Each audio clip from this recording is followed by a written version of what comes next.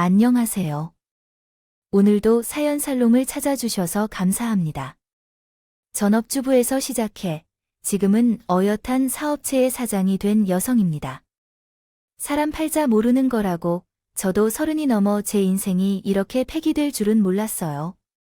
그래서 길고 짧은 거는 돼봐야 안다. 고들 하나 봐요. 저는 그리 내세울 것 없는 평범한 가정에서 자랐어요. 부지런하게 살아오신 부모님 덕분에 생활이 궁색했던 건 아니었지만 학자금 대출 없이는 대학 공부를 하기 힘든 형편이었어요. 그래서 일찍부터 경제관념 하나는 제대로 익히고 있었습니다.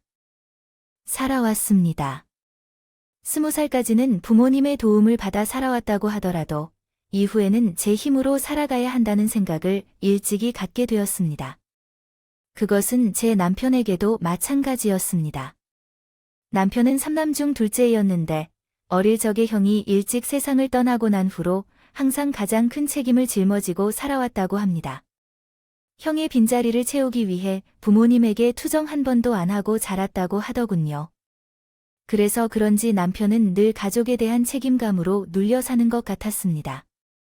우리 부부가 처음 만난 것은 제가 입사한 후 우리 인연이 좀 더 넘은 시기였습니다. 당시 제 첫 사수였던 대리님이 자신의 대학 동창을 소개시켜 주셨는데 그 상대가 바로 나중에 남편이었던 사람이었습니다. 내 동기가 그러는 것이 아니라 정말 괜찮은 사람이에요. 지민 씨와 성향도 비슷해서 말도 잘 통할 것 같아요. 말씀은 감사하지만 제가 아직 누구와 만날 생각이 없어요. 더군다나 같은 회사 사람이면 좀 어색하고 사내 연애는 우리 회사에서 금지하는 것 같아요. 걱정 마세요. 저도 우리 와이프랑 사내 연애를 통해 결혼했거든요. 편하게 한번 만나봐요. 잘 안 돼도 부서가 다른데 뭐 어때요? 마주칠 일도 없을 텐데요. 그렇게 사수의 손에 이끌려 약속 장소로 나가게 되었어요. 남편의 첫인상은 꽤 괜찮아요. 나이에 비해 예의 바르고 인상도 좋았어요. 남편도 제가 싫어하지 않은 것 같았어요. 하지만 결과적으로 소개팅은 잘 되지 않았어요. 당시에 우리 둘 다 연애나 결혼을 생각하지 않았거든요. 그래서 첫 만남 이후 따로 연락도 하지 않았어요. 다행히도 부서가 달랐기 때문에 사무실층이 다르던 탓에 사내에서 얼굴을 마주칠 일도 거의 없었죠. 하지만 만나게 될 사람은 어떻게든 만나게 된다고 1년 뒤 뜻밖의 상황에 남편과 조우하게 되었지 뭐예요. 그것도 제가 아주 난처한 순간의 사실이에요. 그날은 하필 늦게 잠을 자서 급하게 택시를 타고 회사까지 왔는데 세상에 지갑을 두고 왔지 뭐예요. 택시 기사는 바쁘다며 귀찮아했고 딱히 부를 사람도 없어서 난감한 차에 마침 출근 중인 남편이 보였어요. 창피함도 무릅쓰고 일단 남편을 불러 택시비를 빌렸어요. 1년 만에 이런 식으로 다시 만나게 되었더니 정말 창피해서 쥐구멍이라도 들어가고 싶을 정도였죠. 다음날 출근하자마자 남편의 사무실로 찾아가 택시비를 건넨 후 대뜸 이렇게 말했어요. 택시비 대신 한 가지 부탁 좀 들어주실 수 있을까요? 부탁을 들으라고 하니 전 그냥 간단한 심부름 정도를 생각했는데 글쎄요. 네, 여자친구 행사를 진행해 줄 수 있나요? 제 부모님께서 계속 선을 보라고 하셔서요. 대강 여자가 있다고 속이더니도 막무가내하니까 사귀는 여자의 얼굴이라도 보라고 하셔서 부탁 좀 드릴 수 있을까요? 솔직히 말해서 택시비 15,000원을 빌리고 가짜 애인 역할을 하는 것은 이상한 일이었습니다. 거부해도 되는 상황이 아니었어요. 그러나 그때는 왜인지 모르겠지만 해주고 싶었다는 생각이 들었죠. 그래서 그 주말에 남편과 함께 시부모님을 만나러 나갔어요. 그 집은 성북동에 위치한 조용한 한정식집이었는데 정원이 잘 가꾸어져 있고 음식도 맛있다고 소문났던 곳이었어요. 이참에 만난 점심을 먹고 오자고 생각했죠. 그러나 비록 상대가 가짜일지라도 애인의 부모님과 뵙는 자리였기 때문인지 이상하게 긴장되었어요. 관대하게 해주세요. 떡처럼 느껴졌어요. 시부모님은 제 머리부터 발끝까지 살펴보는 것 같았어요. 그들은 허전함을 느끼지 않았을 테니 그 모습을 보던 남편은 더 민망해하는 것 같았고 자기 부모님에게 눈치를 주었어요. 두 분이 제게 그렇게 주시니까 이 사람이 밥을 못 먹잖아요. 사람 밥 좀 먹게 만들어 주세요. 그리고 제 손을 꼭 잡아주시며 신경 쓰지 말고 천천히 먹으라고 다정하게 말해 주셨어요. 그때 남편의 표정은 정말 다정해서 나 스스로도 모르게 순간적으로 남자가 내 애인이라면 좋겠다는 생각을 했어요. 식사를 하는 내내 어머님은 언제 식사를 올릴 거냐며 결혼에 대해 이야기를 하셨고 아버님도 만만치 않았어요. 이렇게 얘기하시며 마치 당장이라도 저를 며느리로 맏아들 준비가 된 것처럼 말씀하셨어요. 인상도 마음에 들고 차마는 내 마음에 쏙 드는구나. 그래, 우리 성민이랑은 1년 넘게 사귀고 있다고. 1년 사귀었으면 연애도 충분히 했으니 바로 식을 올려도 되지 않겠니? 두 분 아직 상견례도 안 했는데 벌써 식을 올려요, 아가. 네 시아버지가 성격이 급해서 그러니 이해다오. 그래도 말이야, 이렇게 얘기하자면 30 전에 아이를 낳는 게 좋지 않겠니? 젊을 때 낳아야 산모 몸에도 무리가 덜 가고 아이를 키우는데도 덜 힘들거든. 그렇게 하면 남편 나도 얼굴이 벌 때는 없을 텐데요. 밥이 입으로 들어가는지 코로 들어오는지 모를 정도였어요. 식사를 마치고 시부모님이 돌아가시자 남편이 어쩔 줄 몰라 하며 몇 번이나 사과했어요. 지민 씨, 정말 미안해요. 많이 불편했죠. 원래 저런 분들이 아니신데 오늘따라 유난히 결혼 압박을 하시네요. 내가 대신 사과드릴게요. 처음 소개팅을 할 때와 달리 제 앞에서 쩔쩔매는 남편을 보니 괜히 장난기가 발동했어요. 그래서 멍하니 표정으로 말했죠. 그렇게 미안하면 앞으로 한 달간 점심을 사주세요. 그럼 용서해 드릴게요. 그저 장난으로 한 말이 빌미가 돼서 우리는 그 후 한 달간 점심을 같이 먹었어요. 매일 남편에게 도시락을 싸다 주는 대신 종종 나는 도시락을 싸서 회사 근처 공원에 함께 앉아 먹기도 했습니다. 그러던 중에 신기한 일이 있는데 젊은 남녀가 한 달 동안 둘이서 식사를 함께 하다 보니 없었던 정도의 사이드가 생긴다는 것이었어요. 남편은 원래 자기가 꿈꾸던 한 공기조종사였다는 사실과 정년퇴직 후 아내와 함께 세계 일주를 하고 싶다는 등 이제껏 다른 사람들에게 말하지 못했던 이야기를 나에게 전해주었어요. 일반적으로 말수가 적은 사람이라고 생각했는데 그렇게 내 앞에서는 아기새처럼 툭툭 말을 잘 떠들더라고요. 그래서 그런 남편의 색다른 면을 보는 것도 좋았습니다. 좋았고 저 또한 남편과 비슷한 꿈을 가지고 있어서 그런지 덩달아 흥분했었어요. 서로에게 연애하는 감정이 쌓이는 과정이 한 달이라는 짧은 시간 동안 훌쩍 지나가고 마지막으로 점심을 먹는 날이 되었어요. 아침 일찍 일어나서 평소보다 신경 쓰며 만든 도시락을 들고 남편과 함께 공원으로 향했어요.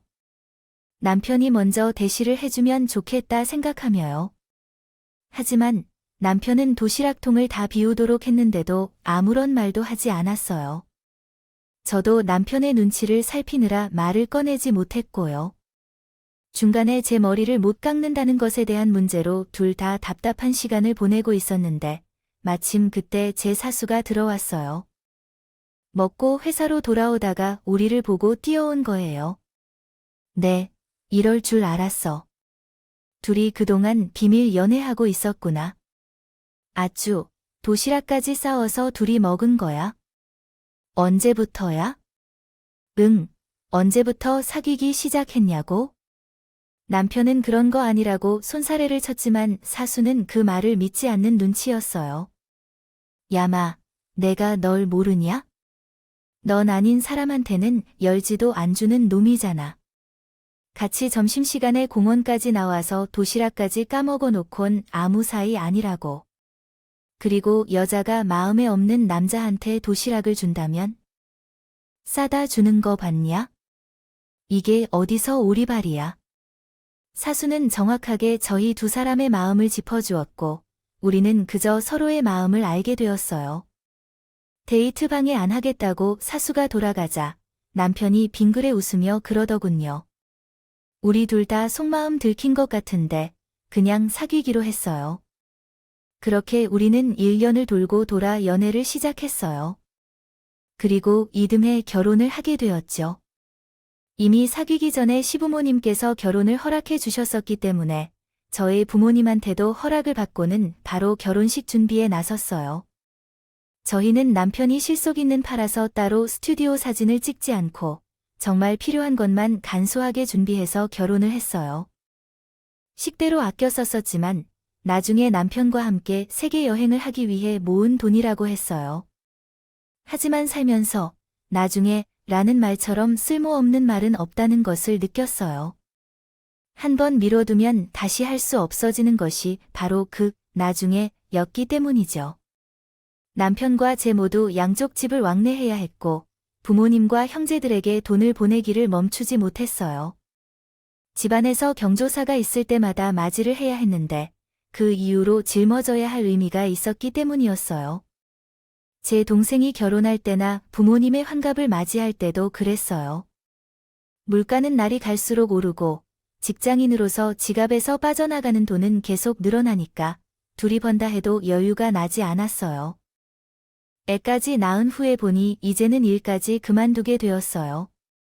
주변에서는 어떻게든 회사를 관두지 말라고 하지만 돌도 안 된 아기를 어린이집에 보내야 하는 상황이라 어쩔 수 없더라고요. 제 부모님은 둘 다 맞벌이를 하시고 계셔서 시간이 안 되시고 시댁은 아버님이 일을 하시고 어머니는 살림만 하시는데 체력이 부족하셔서 애를 보아주실 수가 없었거든요. 그래서 남편과 상의해서 금전적 손해를 보더라도 제가 일을 쉬고 애를 돌보기로 합의했어요. 일단 애를 좀 키워놓고 다시 일자리를 찾아보자고 생각했죠. 그런데 그게 말이 쉽지는 않았어요. 실제로는 어렵더라고요. 애가 졌을 때고 뛰어다니는 나이가 다시 준비를 하면서 한 곳에서라도 오는 곳이 없을 거라고 생각했지만 어쩌다 보니 그런 곳이 없었어요. 몇 년간 집에서만 살림을 하다 보니 경력 단절을 겪은 제가 누가 받아줄까요? 그래도 어떻게든 해보려고요.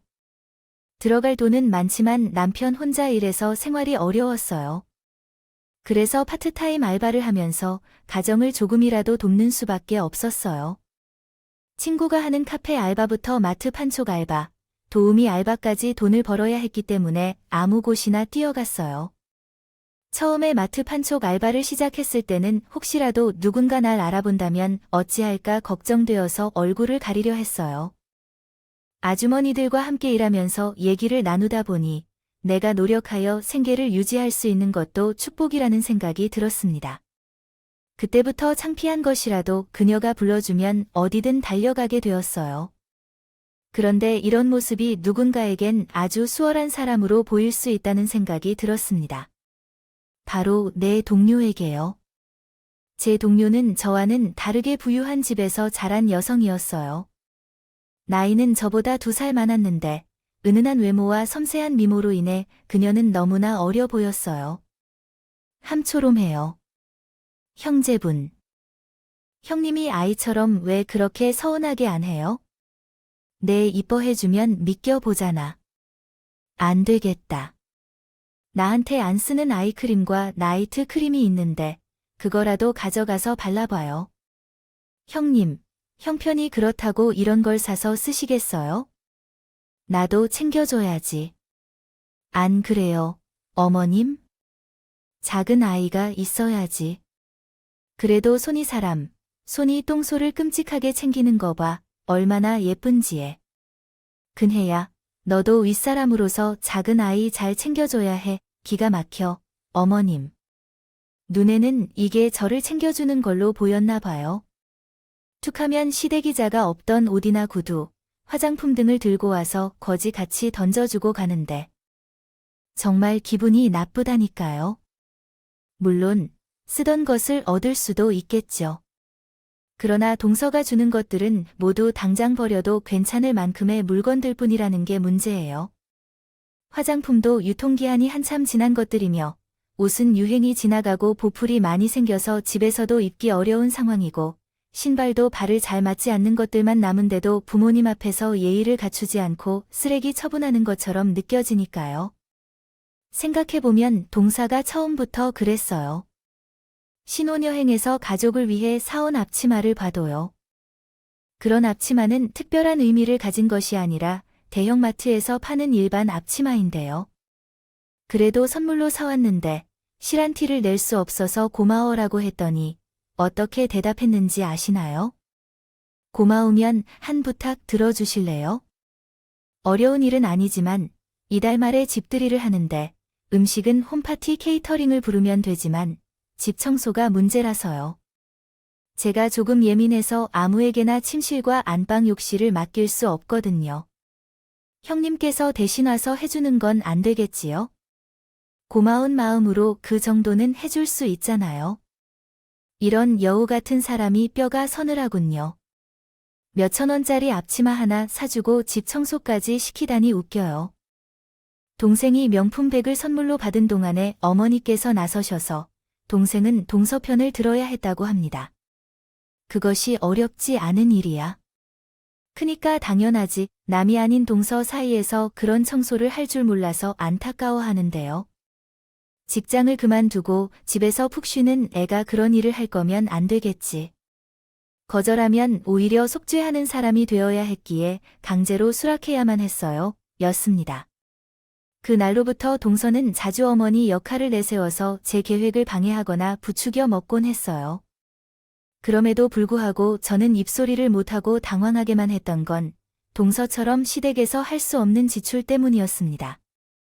동서는 집안에서 자식처럼 하기 위해 힘이 많이 드는 부분이었습니다. 샘스미가 좋아하는 화장품과 옷을 사러 어머님을 자주 모시고 백화점에 가곤 했지만 저는 1,000원짜리 몇 장 가지고도 벌벌 떠는 처지였습니다. 처음 시집에 온 때 누구보다도 저를 아끼셨던 어머님은 돈 앞에서는 누구든 상관없이 더 중요한 것은 누가 나에게 이득이 되는지였어요. 하나 아쉬운 점은 저 이외에 동생인 동서가 있었는데 그는 시집 온 지 오래되어도 임신이 안 돼서 아이 얘기가 나오면 답답해하는 모습을 보여주곤 했죠. 그러나 최근에 동서가 임신하게 되어 그 또한 변경되었습니다. 채우게 되었어요. 동서가 임신했다는 소식을 듣고 동서 친정에서는 아파트까지 넓은 45평으로 옮겨주었어요. 아이를 키우려면 30평 되는 좁은 건가요? 20평대에서 아이를 키우는 저로서는 부러울 따름이었어요. 한편으로는 시댁 눈치도 보였고요. 특히 남편한테요. 그래서 잠자리에서 남편을 떠봤어요. 여보, 당신도 처가덕 보고 싶지? 아이가 태어났다고 40평대 아파트로 옮겨주는 처가 있으면 좋겠지? 당연히 좋겠지. 그럴 줄 알았어. 돈이 있는지 딸 만나서 결혼하는 것이 아니라 왜 나와 결혼했는지 궁금해. 괜히 심술 부리며 팩트로 이야기하는 남편이 있었어. 그런데 그러는 말씨로 내게 왜 결혼했느냐고? 원래 돈 있는 남자만 와서 40평짜리 아파트에서 살았으면 됐잖아. 그래서 마찬가지야. 뭘 걱정하고 심술을 부리는지 몰라. 담담한 남편의 말에 정말 고마웠어요.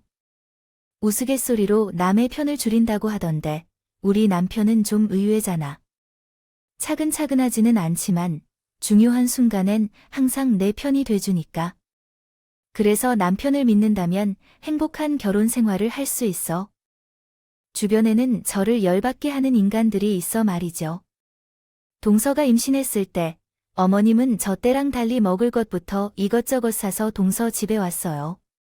그럴 때면 꼭 저를 짐꾼으로 불렀어요.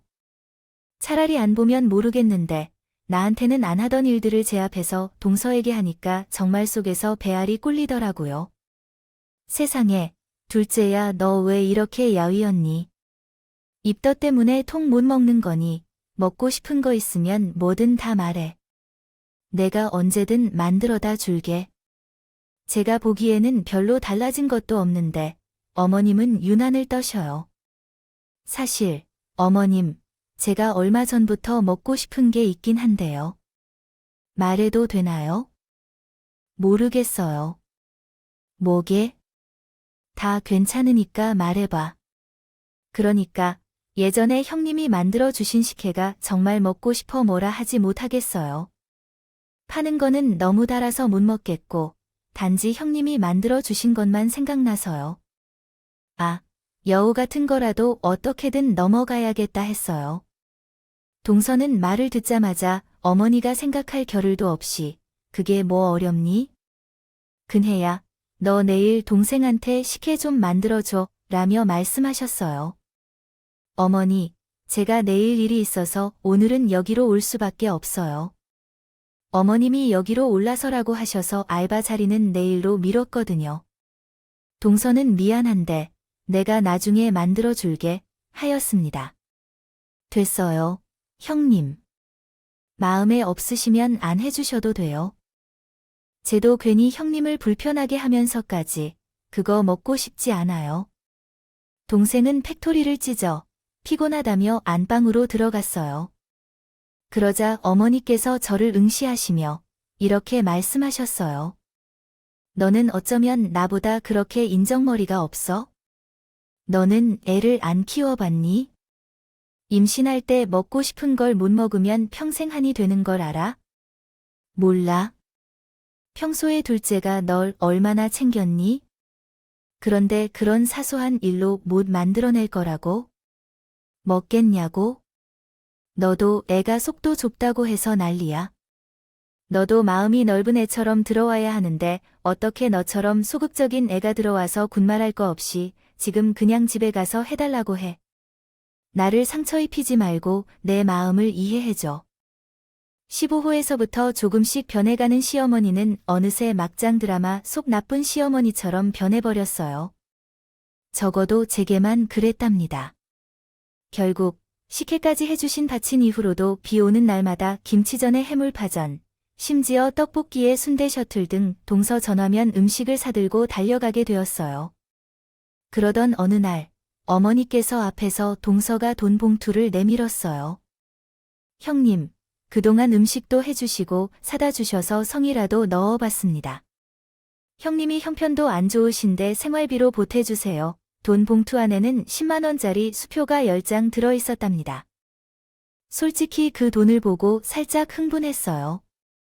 그래도 덥석 받아 챙기는 게 좀 그래서 사양했더니 동서가 그러는 거예요. 그냥 받아요. 전 고마우면 내 부탁 좀 들어주면 되잖아요. 부탁이 무엇인지 뭘 먹고 싶은지 있어요? 실은 친정 아버지가 건물을 사두신 것이 있는데 거기 청소하는 아줌마가 일을 그만두었다고 해요. 그렇게 큰 건물은 아니라서 하청업자 없이 월급제 아줌마에게 맡겼는데 주인이 자주 안 가서 그러나 일들이 잘 안 된 것 같아요. 얼마 전에 아버지가 이야기하셨더니 바로 안 나오지 뭐예요. 매번 아랫사람의 기분을 맞춰가며 행동하는 것도 힘들다고 하셔서 저는 형님을 추천했어요. 형님, 돈이 필요한데요. 솔직히 제가 이것저것 가릴 처지는 아니지만 사돈댁 건물 청소를 하는 것은 썩 마음에 들지 않았어요. 그래서 대답을 참고 있었더니 어머님이 되신다고 하시더라고요. 너 왜 대답도 안 하니? 당연히 해야지. 뭘 망설이니? 내가 아직 배가 덜 고팠구나. 내 아들은 아침부터 늦은 밤까지 너희들을 먹이느라 뼈 빠지게 일하는데. 넌 자존심 살리자고 좋은 기회를 마다할 셈이냐? 너 이러는 거 아니냐? 어머님, 마치 제가 대학 졸업 죄인이라도. 그렇게 강하게 설득하고 나는 남편과 상의한 후 결정하겠다고 말했어요. 그날 밤, 그 얘기를 남편에게 전하니 남편은 제 얘기가 끝나기도 전에 안 된다고 바로 반박했어요. 동선이 어려워서 마음에 안 들었는데 꼭 나쁜 조건만은 아니에요. 준이 어린이집에 맡기고 일하면 하원 시간 전까지 돌아올 수 있어서 월급제이면서 사대보험도 가입되고 나만 더 부지런히 움직이면 알바 여러 개 하는 것보다 수입도 좋아. 동생이 그러는데 거기엔 사무실로 사용하는 오피스텔이 많아서 종종 청소 알바도 필요하대요. 쉬는 주말에 몇 개의 청소 알바만 해도 월급만큼은 더 벌 수도 있어요. 당신이 그 집에서 청소를 하라고 하신 분은 누구인가요? 돈이 부족하면 회사에서 일을 끝낼 때 당신을 데리러 갈 것입니다. 그래서 당신은 그 일을 하지 않아도 된다고 말했어요. 만약 그 일을 남편이 할 것이라고 했다면 아마도 그 일을 안 했을 것입니다. 그러나 제 남편은 다른 누구보다도 저를 위해 많은 것을 해주는데 그것을 알기에 남편을 설득하여 건물 청소 일을 시작했어요. 6층 건물을 혼자 청소하려니 힘들었지만 돈이 필요해서 주말에도 알바를 했었어요. 처음 한 달은 아침에 일어나기가 겁났고 온몸이 아픈 정도로 힘들었어요.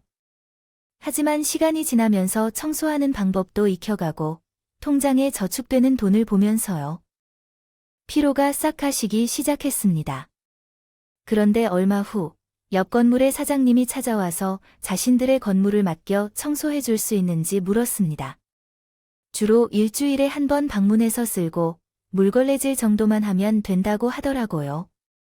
이렇게 시작한 건물 청소일은 입소문을 타고 혼자 처리하기 어려울 정도로 일이 밀려들었고 그것을 감당하기 위해 주변에 일자리를 찾는 엄마들을 모아 본격적으로 청소업을 시작했습니다. 건물 청소뿐만 아니라 이사 처리, 오피스텔 및 가정집 청소 등 영역을 확대하며 업무를 진행했고 직원 수도 늘어나며 수입도 증가했습니다. 그렇게 3년간 열심히 노력하여 사업을 성장시켰고 이제는 훌륭한 청소업체 대표가 되었습니다. 처음에는 일하는 것을 말리던 남편도 제가 한 달에 벌어들이는 수입이 억 단위가 넘었을 때 너는 황금알을 낳는 오리 같아서 좋다며 무척 기뻐했어요. 그런 상황이 되자 동서편에서 서서 나를 괴롭히던 시어머니도 은근히 내게 다가오기 시작했어요. 하지만 내가 정말 어려운 때에 도와준 선의는 없었지만 나를 괴롭히던 아기는 잊을 수 없었어요. 따지고 보면 시어머니는 후자에 속하는 사람인데 나는 곱게 받아들일 수 없죠. 그래서 첫째가 요즘 돈을 잘 벌고 있대. 하지만 돈을 벌었다고 다 쓰면 안 되는 거 아니야? 라며 말했어요. 그게 무슨 말이에요? 나 돈을 잘 쓰고 살아요. 지난달에 우리는 그의 수입차로 바꿔주었어요. 잘못 알고 계시는 건가요? 지난주에는 아버지께 낚시대도 명품으로 새로 사드리고요. 제 것은 안 해줬다고요. 돈을 그렇게 벌어오는 사람이어도 어머니께는 양말 한 켤레도 안 해드리고 남겨두고 있어요. 뭘 다 했다고 생색이야. 아, 그런 것 때문에 그러시는 건가요? 그래도 그런 건 다 드려야 하는 거 아니겠어요? 다음 날에는 시장에 들러 한 켤레 1,000원짜리 양말을 10,000원어치 사다가 어머니께 드렸어요. 하지만 양말을 내밀며 화를 내시고 너 지금 어머니 가지고 장난치기만 하니 양말도 안 사줬다고 했더니 양말을 사다 달라고 몰아붙이기만 하는 거구나. 아니요. 왜 저가 몰아붙이며 어머니께서 눈에 패하는 게 없을까요? 돈을 벌면 그동안 보이지 않던 것들도 더 잘 보이는 거예요.